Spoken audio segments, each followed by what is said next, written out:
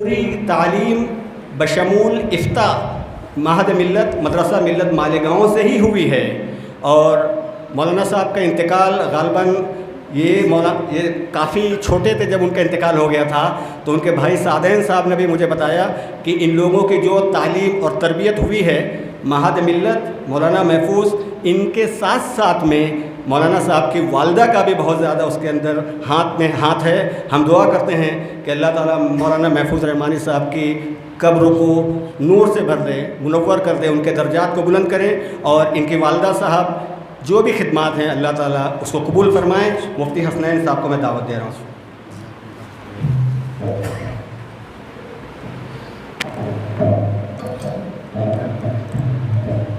بسم اللہ، الحمدللہ والصلاة والسلام علی رسول اللہ وعلیہ وعلی آلہ وصحبہ ومن والاه، اما بعد فاعوذ باللہ من الشیطان الرجیم، بسم اللہ الرحمن الرحیم، ثم جعلناک علی شریعۃ من الامر فاتبعها، صدق اللہ العظیم۔ یہ جو موضوع ہے بہت حساس ہے اور ہم اپنے وقت سے کافی تاخیر پر ہیں۔ میں نے پہلے ہی اپنی ساری باتیں لکھ لی تھیں تاکہ میں حشو و زوائد سے ہٹ کر اپنی پوری بات مکمل آپ کے سامنے رکھ سکوں۔ سب سے پہلے ہم کو ایک خاص پس منظر دیکھنا ہوگا، جو یکساں سول کوڈ کا پیچھے پس منظر رہا ہے وہ بھی، اور جو اب تازہ پیدا ہوا ہے وہ بھی، تب ہم اس مسئلے کو ٹھیک طرح سے سمجھ سکیں گے۔ یونیفارم سول کوڈ یا یکساں سول کوڈ بھارت کے کسی ایک مذہب کا مسئلہ نہیں ہے، بلکہ اس کا تمام مذاہب سے اور یہاں کے تمام باشندوں کی تہذیب و ثقافت سے براہ راست تعلق ہے، مگر اس پر افسوس ہے کہ اب اس کو اقتدار کے حصول کا ذریعہ بنایا گیا ہے۔ وزیر اعظم نے 27 جون 2023 منگل کے روز میرا بوتھ سب سے مضبوط اس مہم کے تحت بھوپال میں بی جے پی کے کارکنوں کے ایک میٹنگ سے خطاب کرتے ہوئے یونیفارم سول کوڈ یعنی یکساں سول قانون لانے کی وکالت کی۔ ہم وزیر اعظم کے اس بیان کو لا کمیشن کو متاثر کرنے اور اس معاملے پر عوام میں ایک بیانیہ تیار کرنے کی کوشش سمجھتے ہیں۔ یونیفارم سول کوڈ قوانین کا ایک مجموعہ ہے جو شادی، وراثت اور گود لینے اور وقف وغیرہ جیسے معاملات سے نمٹنے والے مختلف مذاہب کے ذاتی قوانین کا متبادل ہوگا۔ بھارتی آئین میں یونیفارم سول کوڈ کے حوالے سے صرف ایک جملہ درج ہے۔ یہ اصول آئین کے باب 4 میں آرٹیکل 44 کے تحت آتا ہے۔ اس میں کہا گیا ہے کہ مملکت یہ کوشش کرے گی کہ بھارت کے پورے علاقوں میں شہریوں کے لیے یکساں سول کوڈ کی ضمانت ہو۔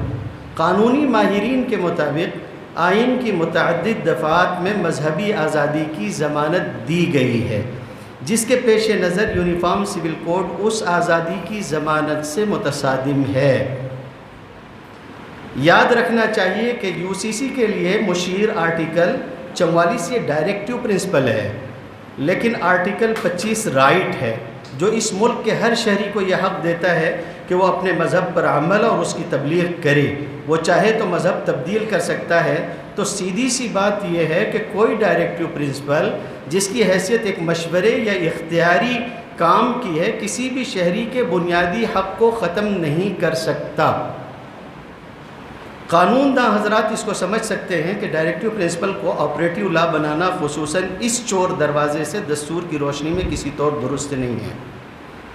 تمام کوششیں مسلم پرسنل لا میں تبدیلی لانے کی خارجی جو بھی ہوتی رہی ہیں، اس پر ہندوستانی مسلمانوں نے بالعموم مذہبی احکام میں دخل اندازی، اسی کو انہوں نے تصور کیا، اور یہ حقیقت واقعہ ہے کہ تمام کوششیں آئین کے ذریعے دیے گئے بنیادی حقوق کی خلاف ورزی ہی قرار پائیں گی۔ آر ایس ایس کے بنیادی نظریہ ہے ایک ملک، ایک نظریہ اور ایک زبان۔ اسی سے متاثر حکمراں جماعت یہ چاہتی ہے کہ یکساں سول کوڈ کے ذریعے پورے ملک کے لیے ایک مجموعہ قوانین کی تشکیل و تدوین ہو، جو شادی، طلاق، نان و نفقہ، وراثت اور گود لینے جیسے اہم قانونی معاملات میں تمام مذاہب و عقیدوں کے پیروکاروں کے لیے یکساں طور پر نافذ ہو۔ یعنی بات وہی ہوئی کہ ایک ملک اور ایک قانون کا نظریہ لاگو کرنا چاہتے ہیں۔ یہی وجہ ہے کہ وزیر اعظم نے بھوپال میں یہ کہا کہ ملک 2 قانون پر کیسے چل سکتا ہے۔ اب یہ ایک سوال قابل غور ہے کہ کیا واقعی ملک 2 الگ الگ قوانین پر چل رہا ہے؟ جی نہیں، ایسا نہیں ہے، اس لیے کہ جو پرسنل لاز کی بات ہے یا جن لوگوں کو اجازت دی گئی ہے کہ وہ اپنے پرسنل لا پہ عمل کر سکتے ہیں، اس کی اجازت انہیں خود قانون نے دی ہے، اس کی اجازت خود قانون نے انہیں دی ہے۔ وزیر اعظم اس بارے میں مسلم پرسنل لا جیسے قوانین کا حوالہ دے رہے تھے، لیکن یہ بات واضح ہونی چاہیے کہ بھارتی قوانین میں مسلمانوں کے علاوہ بھی دیگر مذاہب اور قبائل کے رسوم و رواج کے تحفظ کے لیے بہت سی خصوصی دفعات موجود ہیں، ان سب کو چھوڑ کر تنہا مسلم پرسنل لا کا تذکرہ کرنا اپنی اقتدار کی ہوس مٹانے کے لیے چور دروازہ تلاش کرنا ہے۔ وزیر اعظم کا بیان لا کمیشن آف انڈیا جو کہ قانونی اصلاحات پر حکومت کو مشورہ دیتا ہے، اس کے حالیہ بیان کے بعد آیا جس میں اس نے یونیفارم سول کوڈ پر عوام سے تبصرہ طلب کیا تھا۔ لا کمیشن آف انڈیا کی جانب سے گزشتہ 14 جون کو عوام سے یکساں سول کوڈ کے معاملے پر رائے طلب کی گئی، حالانکہ اس طرح کی کوشش لا کمیشن 2016 میں بھی کر چکا ہے، جس کے نتیجے میں 2018 میں اسی لا کمیشن نے یہ کہا تھا کہ یہ قانون نہ تو فی الحال ضروری ہے نہ ہی مطلوبہ ہے۔ یعنی اب اگر اس کے اوپر رائے پھر سے طلب کی گئی ہے تو صاف بات ہے کہ اب یہ ایک سیاسی ضرورت ہے، اس لیے اس پر رائے طلب کی جا رہی ہے۔ میں آپ کی توجہ اس طرف مبذول کروانا چاہوں گا کہ گزشتہ سال بی جے پی ہی کے ایک رہنما وکیل ہیں اور ان کا نام ہے اشونی اپادھیائے، سپریم کورٹ میں انہوں نے ایک درخواست داخل کی تھی کہ یونیفارم سول کوڈ کا مسودہ تیار کرنے کی ہدایت دی جائے، جس کی مخالفت خود حکومت نے کی تھی، اور یہ جواب داخل کیا تھا کہ وہ اس کی ضرورت نہیں ہے، اور خود مرکزی وزارت قانون نے یہ کہا تھا کہ وہ قانون بنانے کے سلسلے میں پارلیمان کو ہدایت نہیں دے سکتی ہے، اور یہ بھی کہا کہ اس عذرداری کو خارج کر دیا جائے۔ مسلمان یہ یقین رکھتے ہیں کہ یونیفارم سول کوڈ ان کی تہذیبی اور سماجی انفرادیت کے خاتمے کا ذریعہ ہوگا، اسی لیے یونیفارم سول کوڈ قومی یکجہتی کا ذریعہ ہرگز نہیں ہے۔ یہ ایک دھوکہ ہے کہ یہ قومی یکجہتی کا ذریعہ ہے، یہ قومی انتشار کا وسیلہ بننے کی صلاحیت رکھتا ہے، لیکن کیا اس بات کو صرف مسلمان ہی سمجھتا ہے؟ 11 کروڑ قبائلیوں کی نمائندگی کرنے والی تنظیم راشٹریہ آدیواسی ایکتا پریشد نے سن 2016 میں سپریم کورٹ میں ایک عرضی داخل کر کے اپنے صدیوں پرانے رسوم و رواج کو تحفظ فراہم کرنے کی اپیل کی تھی۔ 1963 میں حکومت نے ایک کمیشن مقرر کرنا چاہا تھا جس کا مقصد مسلم پرسنل لا میں تبدیلی پر غور و فکر اور اس کے لیے عملی راہوں کو تلاش کرنا تھا۔ مسلمانوں کی ہمہ گیر مخالفت کے نتیجے میں وہ کمیشن مقرر نہیں ہو سکا، اور وزیر قانون نے پارلیمنٹ میں یہ کہہ کے بحث ختم کر دی تھی کہ حکومت اس وقت مسلم پرسنل لا میں کسی ترمیم کو مناسب نہیں سمجھتی۔ ماضی میں بھی یونیفارم سول کوڈ کی تدوین اس پرسنل لا کے خاتمے کی کوشش کی گئی، 4 طرفہ مخالفت کے بعد یونیفارم سول کوڈ کی تشکیل و نفاذ کا شوشہ چھوڑ دیا گیا۔ اب یہ سمجھنا چاہیے کہ حکومت کی اصل ذمہ داری کیا ہے۔ حکومت کی اصل ذمہ داری یہ ہے کہ ہمارے ملکی قانون کی دفعات 12 سے لے کے 35 تک، اس میں بھارتی شہریوں کے بنیادی حقوق کو بیان کیا گیا ہے۔ انہیں فنڈامنٹل رائٹس بھی کہا جاتا ہے۔ انہی بنیادی حقوق کی دفعہ 12 کے تحت یہ صراحت کی گئی ہے کہ ان بنیادی حقوق کا تحفظ حکومت کی ذمہ داری ہے۔ حکومت ان بنیادی حقوق کا تحفظ چھوڑ کر خود اس کی خلاف ورزی کرنے میں مشغول ہے۔ پھر اس پر بھی یہ غور کرنا چاہیے کہ 21ویں لا کمیشن نے 2018 میں آخر یہ کیوں کہا تھا کہ اس وقت یکساں سول کوڈ نہ تو لازمی ہے نہ ہی مطلوب۔ غالباً کمیشن اس نتیجے پر اس لیے پہنچا تھا کیونکہ یکساں شہری قانون کی قدامت پسند مسلمانوں سے بھی زیادہ قدامت پسند ہندوؤں کی طرف سے مخالفت ہونے کا اندیشہ تھا، اور میں اس کو ثابت کر سکتا ہوں۔ ایک مثال اس کی لے لیجئے۔ تمل ناڈو میں کانگریس کی حلیف جماعت DMK کے KTKS انہوں نے کہا ہے کہ UCC پہلے ہندو مذہب پہ نافذ ہونا چاہیے، دلتوں اور قبائلیوں کے ہر شخص کو ملک کے کسی بھی مندر میں پوجا کی اجازت ملنی چاہیے۔ آئین نے عوام کو مذہبی آزادی دی ہے، لہٰذا ہمیں یونیفارم سول کوڈ نہیں چاہیے۔ ظاہر ہے جس ملک میں سابق صدر جمہوریہ محترم رام ناتھ کووند اور موجودہ صدر جمہوریہ محترمہ مرمو کو اپنی ذات کی وجہ سے صدر جمہوریہ ہونے کے باوجود مندروں سے باہر کھڑا ہونا پڑے، تو کیا UCC لاگو ہونے پر یہ مندر میں داخل ہو سکیں گے اور قدامت پسند ہندو اس کو برداشت کر سکیں گے؟ یہ ایک سوال ہے۔ یاد رہے تقریباً یہی بات تامل ناڈو کے چیف منسٹر M.K. اسٹالن نے بھی کہی ہے۔ ایک اور پہلو سے اگر دیکھا جائے کہ یہ ایشو کتنا پیچیدہ ہو سکتا ہے تو وزیر اعظم مسٹر مودی کی طرف دیکھیے، بار بار مسلمانوں کے تعدد ازدواج کو وہ نشانہ بناتے ہیں، لیکن پردے کے پیچھے UCC کی پیچیدگی جو چھپی ہوئی اس کو سمجھنے کے لیے آپ کو 2011 کی مردم شماری کی رپورٹ کے چارٹ C کو دیکھنا ہوگا، جس میں مذہب اور جنس کی بنیاد پر ازدواجی حالت کی تفصیلات بھی شامل تھیں۔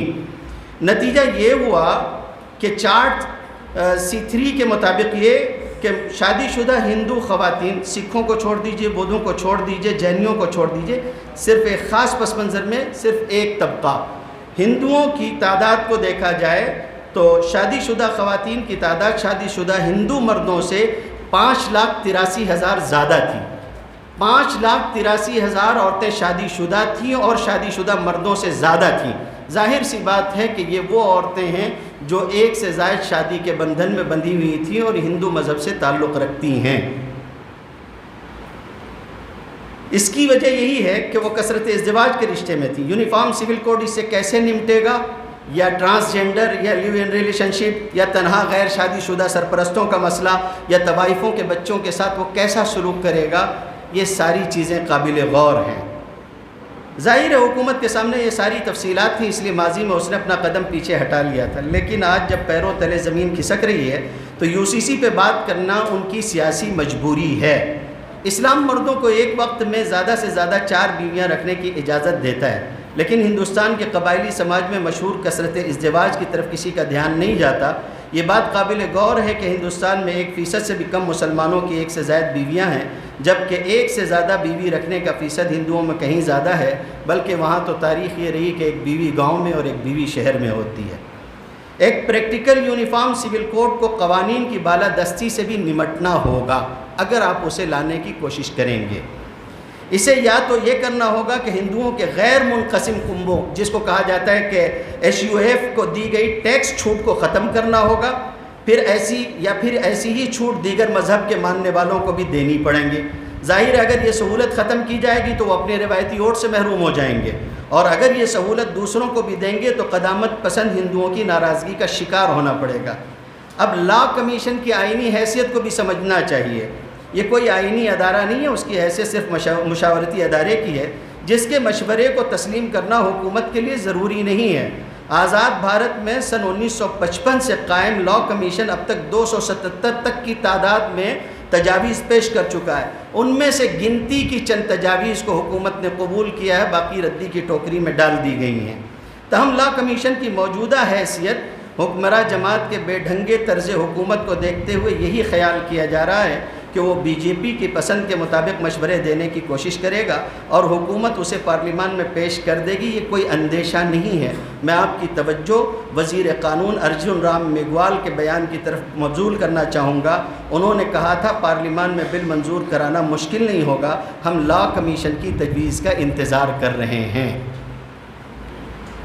UCC کی راہ میں سب سے بڑا روڑا مسلم پرسنل لا نہیں بلکہ قبائلی نظام ہے۔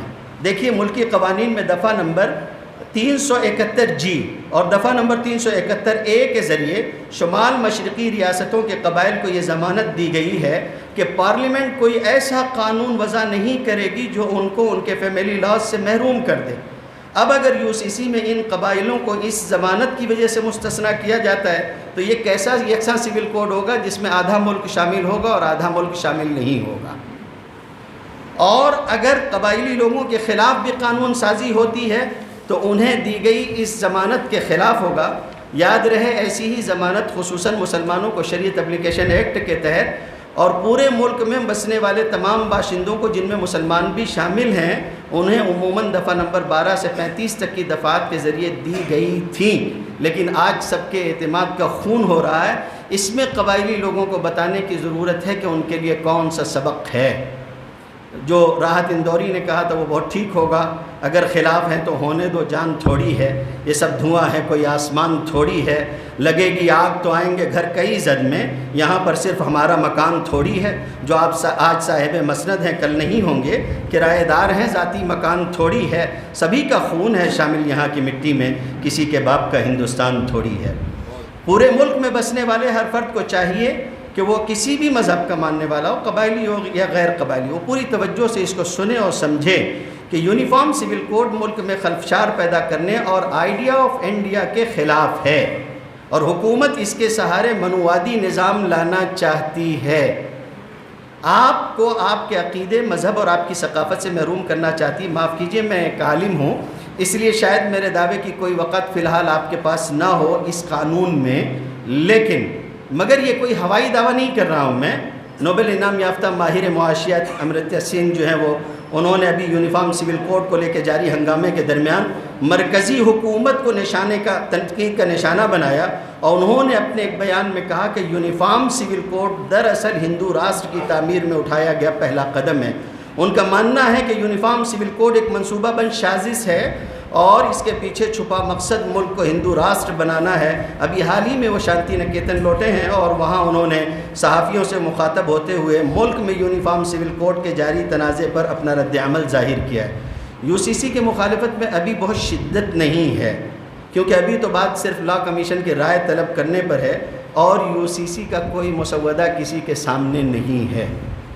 ابھی فی الحال کوئی مسودہ کسی کے سامنے نہیں ہے، لیکن اگر کوئی مسودہ اکثریتی طبقے کے پدرانہ نظام کے تحت سامنے آتا ہے تو تنہا شمال مشرق میں شدت کتنی بڑھے گی اس کا صحیح اندازہ خود حکومت کو بھی نہیں ہے.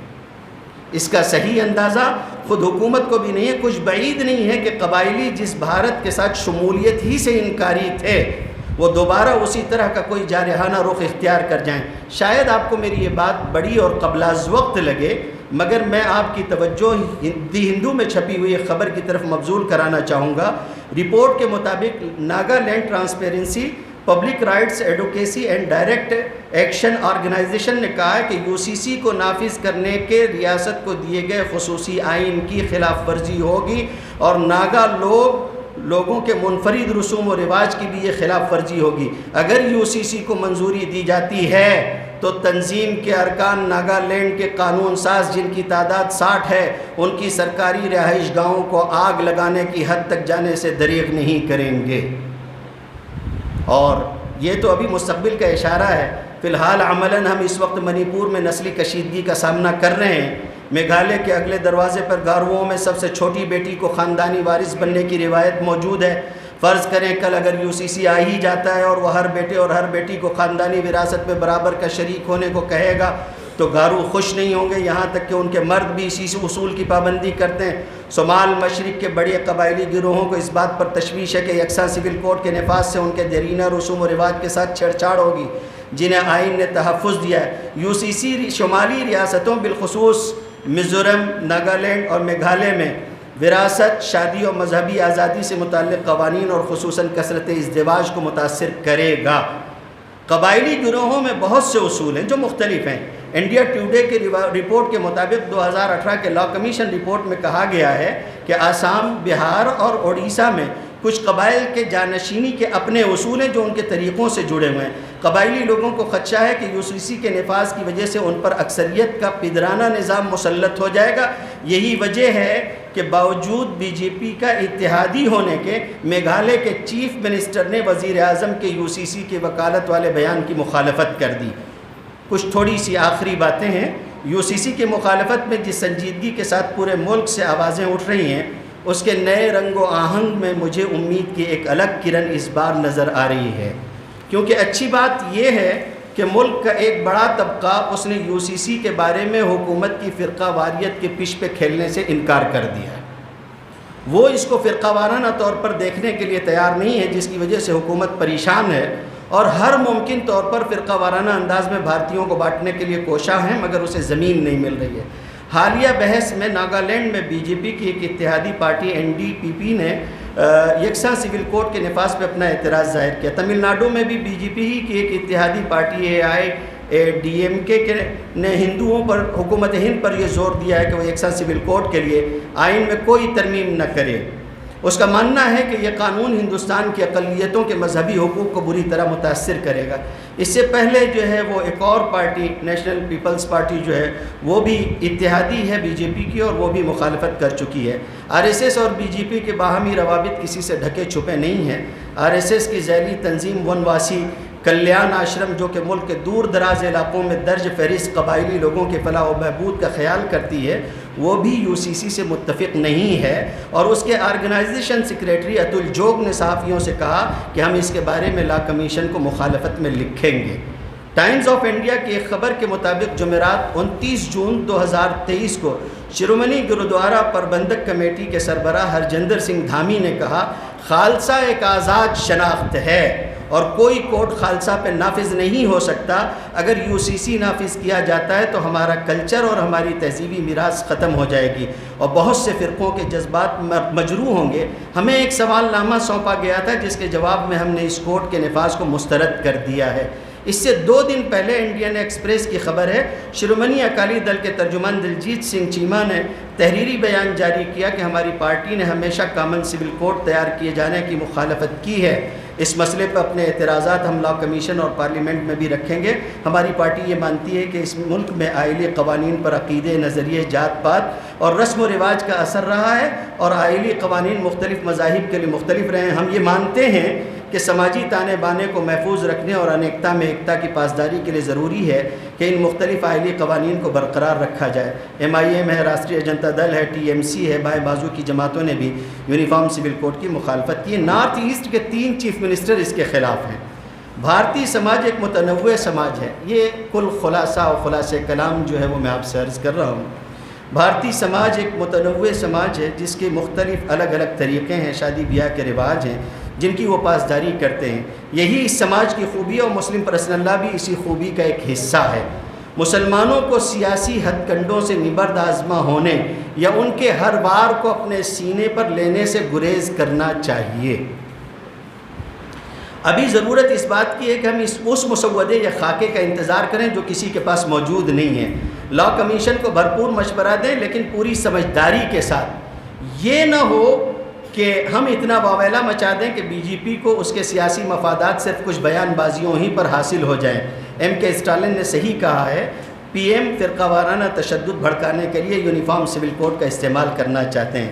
ہندوستان کے کثیر ثقافتی اور لسانی حسن میں UCC کی وجہ سے ایسی بدنمائی پیدا ہوگی جس سے پوری دنیا میں رسوائی کا اندیشہ ہے۔ اس لیے یکساں سول کوڈ کا مفروضہ حل کرنے اور اس کو نافذ کرنے میں قومی یکجہتی کو پامال کرنے اور ملک کے امن و امان اور سلامتی کو نقصان پہنچانے کے سوا اور کچھ نہیں ہے۔ مسلمان جذبات میں ہرگز نہ آئیں۔ بھارت کے آئین نے جس طریقے سے احتجاج کی اجازت دی ہے اس طرح سے احتجاج کریں۔ حکومت کو بھی سمجھانے کی کوشش کریں کہ یہ ملک کے قانون کے مفاد کے لیے نقصان دہ ہے، اسے ہندو مسلم کا مسئلہ ہرگز نہ بننے دیجیے۔ اچھی طرح یاد رکھیں، مسلم پرسنل لا مسلمانوں کو کوئی بھیک اور دان میں نہیں ملا ہے بلکہ انگریزی قانون کا حصہ ہے۔ یونیفارم سول کوڈ مسلم مسائل کے آڑ میں ہندو ووٹوں کو حاصل کرنے کی ایک سازش ہے۔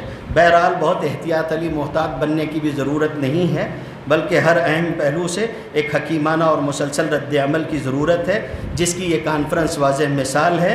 میں کانفرنس کے ذمہ داروں کا مشکور ہوں کہ انہوں نے مختلف الخیال لوگوں کو ایک خیال پہ جمع کرنے میں کامیابی حاصل کی ہے اور مجھے یہاں حاضری کا موقع دیا، اپنی بات رکھنے کا میں مشکور ہوں۔ آخری دعوانا الحمدللہ۔